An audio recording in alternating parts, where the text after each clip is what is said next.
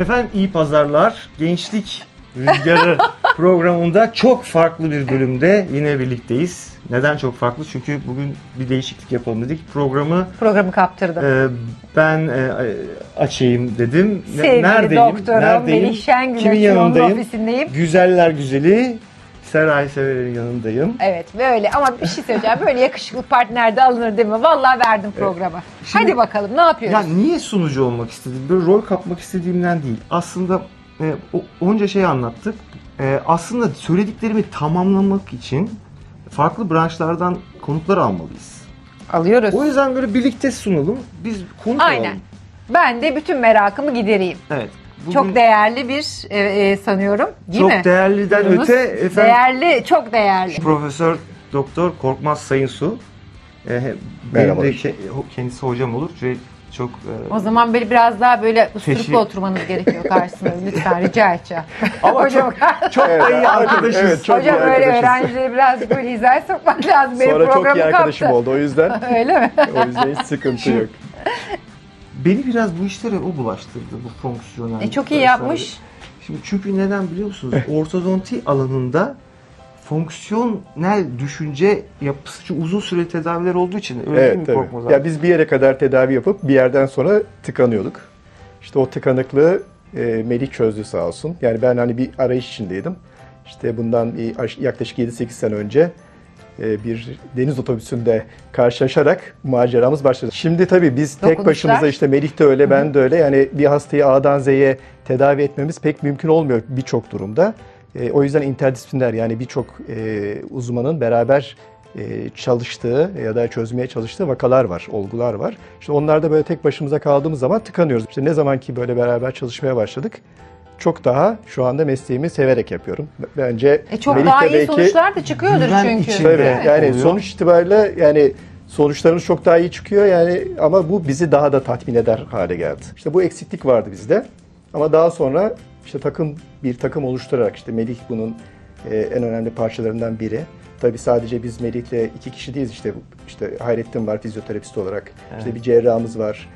Bunun yanında işte gerekirse bazen kulak burun boğazcı oluyor, nörolog oluyor gibi çeşitli doktorlardan destek almamız gerekebiliyor. Korkmaz hocam bunu bir örnekle Taçlandırabilir Taçlandıralım. miyiz? Kelimeyi bulamadın. Lütfen Şekillendirelim, hocam. doğru. Örnekle Kelimeyi beraber. bulamadınız. Taçlandıralım. Taçlandıralım. Tabii İlk ki. kelimeyi de arada girdim. kastettiğim Tecrübe konuşuyor tabii ki. Eskiden mesela daha önceki Korkmaz abiyle veya bu tip interdisipliner çalışmazdan önce bir hasta bana başvurduğu zaman bir protez uzmanı ya da bir restoratif anlamda bir tedavi yapan bir hekim olarak bana geldiğinde şöyle bir yaklaşımla gelebiliyor. İşte benim diş etlerim çok görünüyor. Sen bana ne yapabilirsin protez uzmanı olarak? Şimdi bizim de protez uzmanı olarak bildiğimiz, yaptığımız işler aslında bir gülüş tasarımını işte o dudak penceresi içerisine yerleştirmek ve dişleri nereye konumlandıracağımızın hesabını yapmak ve buna göre ne yapmak gerekiyor? Şimdi diş etlerini kesmek mümkün mü diye gelen bir hastada yani mümkün, şu kadar miktarda mümkün olabilir gibi bir yolla girebilirdim. Bayağı bir aralık var mesela. Evet yani bu o kadar örnekte. yapamam ama yani bunun işte yarısı kadar ya da 3 milimetre şu miktarda yapabilirim diyerek hastayla konuşabilecekken şimdi artık biliyoruz ki bu çok disiplinle o tedavi edilmesi gereken bazı olgular, özellikle bazı olgular var. Şimdi bu hastada bir iskeletsel bir anomali Evet. mevcut ve bu Korkmaz abiyle birlikte yürütmemiz gereken bir tedavi aslında. Şimdi ben o zaman artık bir ortodontist gibi düşünebilmeye başlayabiliyorum. Korkmaz abi bunu görmeli, Korkmaz hoca bakmalı gibi. Sonra birlikte bir planlama yapmıştık. Nasıl yaptınız? Ya şöyle tabii hastanın iskeletsel yani çenelerinin pozisyonuyla ilgili problem olduğu için bu sadece estetikle ilgili problem yaratmıyor aynı zamanda. Fonksiyonla ilgili de problem yaratıyor. Nefes Belki alma. hava yoluyla ilgili. Yani fonksiyonlar dediğimiz zaman çiğneme bir fonksiyondur, nefes alma bir fonksiyondur. Yüzün kendisi bir fonksiyon aslında yani yüz mimikleri Nefes- bile fonksiyon. Soluk borusunda Evet. tıkanma gibi. Alt çenesi mesela geride olan bir hasta. Sonuçta ortodontik olarak bir problemi ortaya koyduk. Bu hasta daha önceden ortodont tedavi de görmüş aslında. 8 yıl değil mi? 8 yıl ortodont tedavi görmüş ama işte bütüncül bakmadıkları için olaya sadece dişleri düzeltmekte kalmışlar. Yani dişleri dizmişler. Biz yaptığımız şey dişlerin tekrar konumlarını değerlendirerek hem çenenin konumunu düzelttik. Bir tabii ki işin içinde çene cerrahisi de olmak zorunda kaldı. Çünkü Bayağı ameliyatlık bir şey oldu. Aynen öyle. Çünkü çenelerin konumlarıyla ilgili problem var. Hani çenenin konumunun problemini başka türlü çözemiyoruz. O yüzden çenenin konumunu değiştirdik. Sonuçta da burada dişlerin boyutsal anlamda kısa olması, işte daha önceden aşınmış olması, onları da tekrardan restore etmemiz gerektiği için de Melih burada devreye girdi. Ama biz konumlarını, doğal olması gereken konumlarını Melih'e veriyoruz. Melih de o doğru konumlarında bu sefer Yapılabilir bir şey oluyor. en aynen azından öyle yani. dişlerin olması gereken formlarını veriyor. Yani kısa sürede eksik tedavi yapılacağına 1,5-2 senelik bir daha bütünsel bir tedaviyle hayat boyu hem iyi fonksiyon görecek hem de daha güzel estetikle yaşayacak bir ağız. Yani İnanın bu programda zaten amacımız bu. Korkmaz abi de sağ olsun geldi bugün bize çok değerli bilgiler veriyor. Şimdi biz bunları hastaya doğru şekilde anlattığımız zaman hastalar buna ikna olmuyor değiller yani. Bunu oluyorlar. Tabii. Ay, ki. evet. Ama ilk başta ben direkt kendi işimi yapmakla başlasaydım yanlış bir yola girebilirdim. Oysa ki biz Korkmaz abiden hasta bana 2 yıl kadar süre sonra geldiğinde, tedavisi bittiğinde benim artık gülüş tasarımı yapmam çok daha kolay oluyor. Çünkü dişler için iç diş teması kesimi yapmadan birazcık diş etlerine dokunarak bir sonuç elde etmem mümkün. Bunda da tamamen kansız şekilde böyle hemen o anda böyle dakikalar içerisinde o diş etleri Yapılabiliyor mu? seviyeleme yapılabiliyor.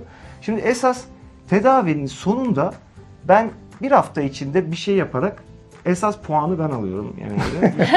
Yani 2 sene Hem sunuculukta boyunca aldı hem dişte aldı. Son Melih dokunuşu Hoca. yaparak Evet. sen evet. Noktada Çünkü şimdi- hasta son yapılan işi tabii ki bir yanda. Tabii. Şimdi hasta birçok fonksiyonel problemi olmasından kurtularak aslında hem estetik olarak hem fonksiyonel olarak ideal bir konuma geldi. Şimdi en nihayetinde bütün bu ortodonti ve cerrahi işlemlerinden sonra hasta tekrar en son aşamaya geldiğinde bana artık bambaşka bir durumda ve ben kendi işimi daha iyi yapabilirim.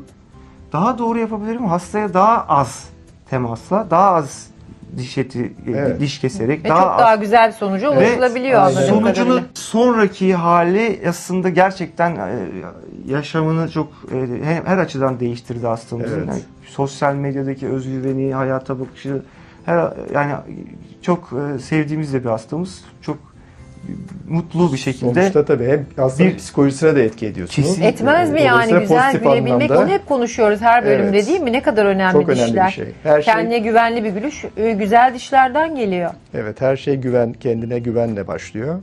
Dolayısıyla bu çok önemli bir şey. Biz onu vermemiz yani bizim birincil hastaya en büyük hediyemiz o oluyor. Korkmaz hocam. Şimdi sağlıklı olan şey zaten iyi görünür mantığıyla estetiğe bakmaya başladım. Doğru. Seninle birlikte Doğru. tedaviler yaptıkça. Bu konuda ne düşünüyorsun? Yani estetik olarak şimdi hep estetik Herkes- üzerine duruyoruz ya. Herkes aynı özelliklere ya da aynı formlara sahip olmak zorunda değil ama kişinin sonuçta bütün dokuları için konuşuyorum.